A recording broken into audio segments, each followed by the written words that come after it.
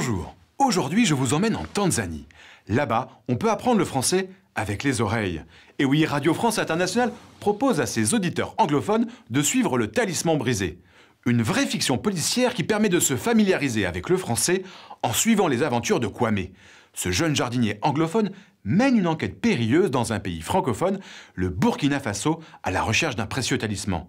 L'auditeur se retrouve très vite dans la peau de ce héros qui pense à voix haute en anglais, mais qui doit apprendre le français pour communiquer et survivre. Raphaël Cousseau de RFI nous explique le fonctionnement de ce feuilleton radiophonique bilingue. L'idée du feuilleton radiophonique bilingue est de faire comprendre le français à travers des bruitages, une action où l'auditeur pourra se retrouver, pourra comprendre ce qui se passe déjà uniquement sur l'ambiance réelle. Les épisodes sont conçus pour qu'une phase d'explication précède une phase d'action. Je ne suis pas le professeur, ne pas meaning not.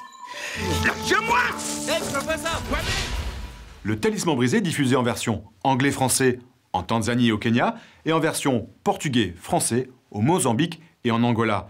RFI propose même son feuilleton à des radios locales comme Unique FM en Gambie pour qu'il y ait encore plus d'Africains qui apprennent le français. Pour faciliter l'apprentissage, il existe même un livret pédagogique utilisable en classe avec un professeur de français ou alors tout seul à la maison. Mais ce n'est pas une première.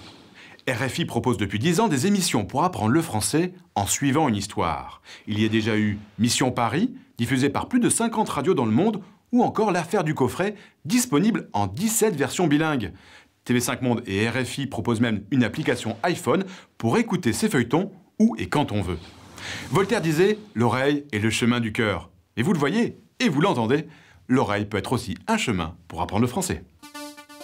Allez, maintenant les événements majeurs à ne pas manquer. C'est l'agenda francophone. Sur Internet, le concours Anime ta francophonie, organisé par le Centre de la francophonie des Amériques jusqu'au 10 décembre. En Thaïlande, à Bangkok, les états généraux de l'Alliance française en Asie et Océanie du 14 au 16 décembre. Au Japon, à Kyoto et Osaka, le festival littéraire Feuille d'automne jusqu'au 15 décembre. Rendez-vous maintenant sur Internet pour en savoir plus, réagir et partager vos coups de cœur francophones. Prochaine destination, la France, à Lyon. D'ici là, bonne semaine à tous sur la planète francophone.